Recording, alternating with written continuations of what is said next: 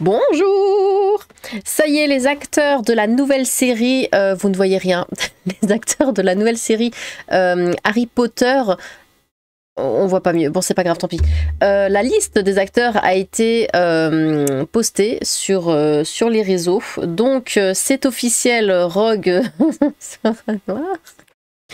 Alors, John Lithgow pour Dumbledore, hein, Janet McTeer pour McGonagall, Papa Siedu du coup pour Rogue, et Nick Frost pour Hagrid, hein, et les autres, voici notre sélection avec Phoebe Waller-Bridge, Kit Harington et Cillian Murphy. Donc, alors que les rumeurs de casting circulent à la vitesse et avec l'imprévisibilité d'un vif d'or, hein, la liste des acteurs de Harry Potter de HBO de Go est fréquemment mise à jour. Quand on y pense, 13 ans, oui, presque une décennie et demie s'est écoulée depuis les reliques de la mort partie 2. C'est une période plutôt longue, hein, sans reboot, pour une franchise aussi colossale qu'Harry Potter, surtout à l'ère de la propriété intellectuelle. Certes, les animaux fantastiques ont ravi les aspirants, alors moi j'ai pas du tout aimé, sorciers du monde entier, et le jeu vidéo AAA Hogwarts Legacy a offert un véritable réseau de cheminées à des millions de fans d'Harry Potter. Par contre, le jeu était sympa. Mais aucun des deux n'arrive à la cheville des films originaux, n'est-ce pas? Voici donc maintenant une série télévisée adaptant les livres originaux de HBO, qui devrait être d'une durée épique et par conséquent sortir sur une décennie ou plus. Tu te tais là-bas? La série de films a fait de Daniel Radcliffe, Emma Watson et Rupert Grint des stars et a propulsé au rang de vedettes internationales des acteurs britanniques et irlandais de renom. Alan Rickman, Michael Gambon, je sais pas comment on dit, Gary Oldman, Robbie Coltrane, Imelda Staunton et entre autres. Il ne fait donc aucun doute que Harry Potter diffusé sur HBO est la cible de casting la plus prisée des talents britanniques après Game of Thrones, même si elle est plombée par la controverse, largement relayée par les propos en ligne de J.K. Rowling sur les droits des personnes trans. Se finit où la parenthèse? Le directeur de HBO, Casey Bloys, a décrit Rowling comme assez impliqué dans le développement de la série, tout en soulignant que sa présence n'a dissuadé personne de s'inscrire, selon IndieWire. Néanmoins, tous les acteurs concernés ont un défi de taille à relever. Seront-ils à la hauteur des personnages emblématiques qui ont fait la magie des films? Nous le saurons d'ici un an environ, le tournage... Mais moi, je pense pas, en fait, Nas qui disent oui, dans les films et tout, les acteurs sont devenus super connus. Oui, mais c'était les premiers films. C'était les films Harry Potter. Là, c'est juste un remake. Enfin, ça va pas intéresser autant de monde. Ça sera pas pareil. Ça va pas les envoyer comme ça sur le devant de la scène ou je sais pas quoi. Je pense. Après, peut-être que je me trompe. Nous savons également que, je sais plus où je m'étais arrêtée, nous le saurons d'ici un an environ, le tournage de la série devrait débuter cette année et sa diffusion sur HBO Max est prévue pour 2026. Nous savons également que Harry, Ron et Hermione seront choisis parmi un vivier d'enfants acteurs inconnus, comme ce fut le cas pour les films. Dernière grande nouvelle concernant le casting d'Harry Potter, HBO a officiellement confirmé les 4 rôles adultes les plus importants du Potterverse. Donc John Lithgow incarnera Dumbledore, Janet McTeer McGonagall, Nick Frost Hagrid et Papa Siedu Rogue. Le casting bat son plein, mais qui devrait recevoir les baguettes, les robes et la moto magique? Pour cet exercice, imaginez JQ comme le choix-peau magique qui sélectionne les acteurs britanniques les plus prometteurs pour rejoindre le nouveau Potterverse de HBO. Casting confirmé, donc là on a Hagrid. Donc moi j'aime bien, je trouve qu'il ressemble vachement au premier acteur, donc voilà, moi je suis ok pour lui. Nick Frost, éternel comique, est confirmé pour incarner Hagrid. C'est à notre avis l'alliance parfaite entre le rôle et l'acteur. Le BGG de Poudlard permettra à Frost d'incarner un personnage moins comique que celui qu'on lui attribue habituellement, tandis que son instinct comique fera sans aucun doute ressortir le côté plus drôle d'Hagrid. À un moment, Brett Goldstein, incarné par Ted Lasso, était largement pressenti pour le rôle. Une direction bien différente, c'est qui ça? Attendez voir, parce que moi je connais pas les noms des acteurs. Une direction bien différente, certes. Néanmoins, HBO l'a confirmé, ce sera Frost sur la moto magique. Alors, c'est qui, Brett? Sérieusement?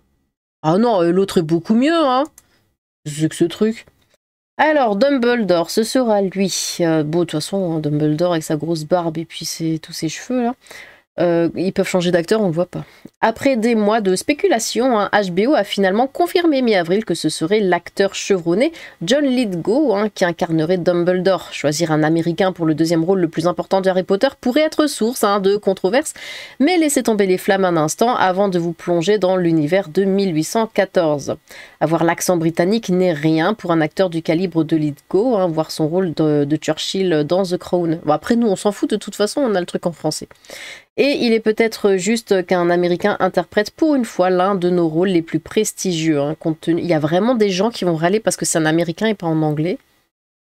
Enfin, je pose réellement la question. Genre c'est ça qui va choquer, même pas un rogue soi-disant au teint cireux qui est noir. Enfin, de la cire noire du coup. Compte tenu de la domination disproportionnée de notre industrie cinématographique outre-Atlantique. Par ailleurs, les nombreuses nominations de Lithgow aux Emmy Awards et Oscar parlent d'elles-mêmes. J'aime bien comment il justifie le truc. Oui, mais gna. Alors là, ce sera McGonagall. Ce sera Janet McTeer d'Albert Nobbs, d'Ozark et du Menu. Ah, le Menu, bah, je l'ai vu, mais je me souviens pas d'elle. Qui incarnera McGonagall, la matriarche de Poudlard incarnée par la regrettée Maggie Smith dans les films. Difficile de faire mieux, mais McTeer a incontestablement le talent et le physique nécessaires. Ouais, c'est bien de parler de physique juste avec lui en dessous, j'aime bien. La confirmation de HBO est arrivée mi-avril après des mois de spéculation. Parmi les noms déjà évoqués, pour le rôle figurait Sharon Horgan de Bad Sister. Rogue. Alors oui, quand on pense à Rogue, on pense à lui, on imagine ça immédiatement, surtout après avoir lu les bouquins, tout ça, c'est comme ça qu'on l'imagine. Papa Isidus, alias I May Destroy You, et The Lazarus Project a été officiellement annoncé comme le prochain Rogue. Pourquoi ? Sa notoriété a rapidement grimpé ces dernières années avec des rôles de Gang of London, le film de Saoirse Ronan, The Outrun et une prestation remarquée dans Black Mirror qui, ou ça quand, ou, je me souviens pas de lui, qui ont consolidé sa réputation à l'écran. Attendez-vous à ce que son rôle dans Harry Potter le propulse au sommet de la gloire, rien que ça, et nous sommes convaincus qu'il rivalisera avec la puissance d'Alan. Non. Non, personne ne rivalise avec Alan Rickman. Alors, le professeur Quirrell et Rusard. Luke Talon, nouveau venu au cinéma et acteur de 29 ans, fraîchement sorti de son rôle acclamé d'Hamlet pour la Royal Shakespeare Company, a été choisi pour incarner le professeur Quirrell. Il s'agit de sa première apparition majeure au cinéma. Pourrait-on le voir incarner Voldemort plus tard? Mais c'est pas cinéma, c'est une série. Un autre casting astucieux est celui de Paul Whitehouse de The Fast Show. La légende de la comédie britannique pourrait surprendre pour incarner Rusard, le nettoyeur moldu au caractère colérique de Poudlard. Mais c'est peut-être là le but, il mise sur la comédie cette fois-ci avec pour objectif d'atténuer les imperfections de Rusard. Bon, alors spéculation, ça c'est ce que eux imaginent, donc vous me direz si vous êtes d'accord ou pas. Voldemort, ah là il est pas noir.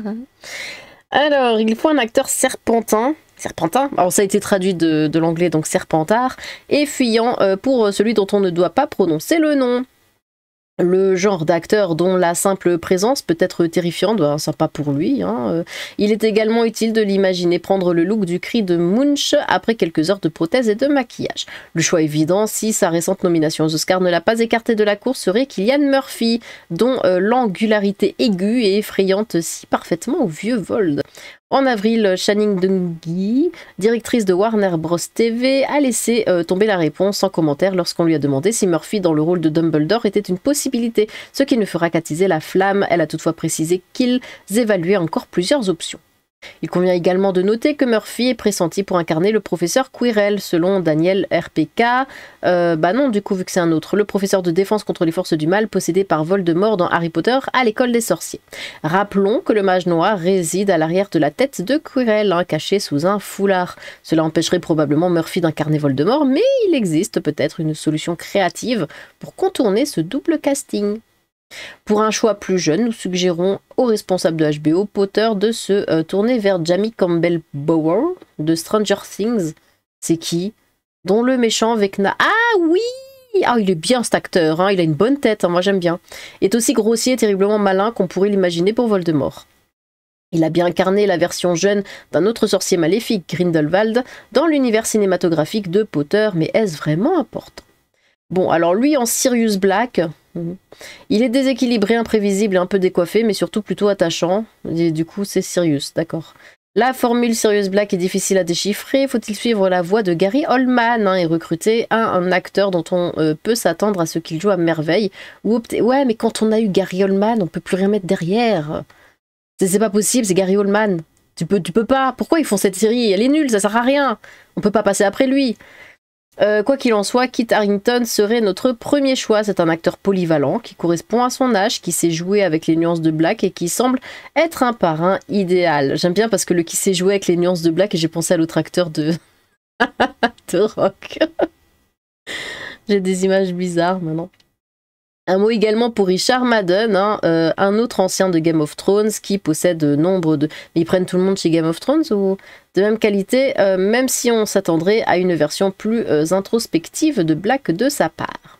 Parmi les candidats marginaux, on pourrait citer Benedict Cumberbatch, même s'il se situe dans la tranche d'âge la plus élevée, et son collègue du MCU, Tom Hiddleston, hein, pourrait-il insuffler à Black un peu de la folie de Loki? Il semble tout à fait le candidat idéal parmi les stars hollywoodiennes, et il convient de noter qu'à 43 ans, il a à peu près le même âge qu'Oldman lorsqu'il a tourné Le Prisonnier d'Azkaban, à quelques années près. Bellatrix l'étrange. Ouais. Bah elle, je la vois bien dans un Burton par contre. L'image que nous nous faisons de Bellatrix est si spécifique à Helena Bonham Carter, hein. Bah oui, mais là encore, ils prennent les meilleurs. Helena Bonham Carter est une actrice fantastique, je l'adore. On peut pas passer après elle, c'est pas possible. Ils ont déjà pris les meilleurs, ce sera forcément moins bon. Qu'il sera difficile pour quiconque d'apporter sa propre interprétation du rôle, hein, mais c'est le cas pour la plupart des acteurs de cette distribution. À notre avis, la candidate la plus remarquable serait Mia Goth, la reine du cri, dont le rôle dans Pearl a été jugé suffisamment digne d'un Oscar pour que les commentateurs se demandent pourquoi une autre performance dans un film d'horreur avait été snobée après son absence. Elle a un côté gothique et dans Pearl, elle démontre un talent pour incarner une femme à la limite qui servirait bien Bellatrix. Alors je la connais pas du tout. Et Pearl, je connais pas non plus, mais je vais regarder ça. Les Dursley. La rumeur de casting la plus brûlante qui a circulé en février est que Phoebe Waller-Bridge se serait vue proposer le rôle de la pompeuse tante Pétunia de Harry, interprétée par la légende irlandaise Fiona Shaw dans la série originale. Ces informations proviennent de Daniel RPK. À 39 ans, Waller-Bridge a à peu près l'âge idéal et il faut dire qu'elle a un physique similaire à celui de... non. Ouais, à peu près. De plus, Pétunia a toujours eu un humour kitsch, hein, presque drag queen avec son rouge à lèvres. Un humour kitsch avec son rouge à lèvres rouge intense, ses perles Marge Simpson et son air renfrogné caricatural de Thatcher, que la créatrice de Fleabag a su exploiter avec brio. Mais qui pourrait bien être son Vernon, hein, à Matt Berry, qui ferait sans aucun doute un opéra des plus savoureux avec des phrases décalées comme pas de courrier le dimanche. Ha. Bon bah c'est la fin. Bah dites-moi ce que vous en pensez déjà du casting original et dites-moi ce que vous pensez de leur spéculation là, comme ça, puisque vous êtes d'accord ou est-ce que vous avez d'autres acteurs en tête? En tout cas, voilà, que pensez-vous des acteurs qui ont été réellement choisis, c'est-à-dire lui et elle, je crois. N'hésitez pas à vous exprimer dans les commentaires. Bah, dites-moi aussi si vous avez hâte que la série sorte. J'ai hâte de vous lire. Sur ce, tchou!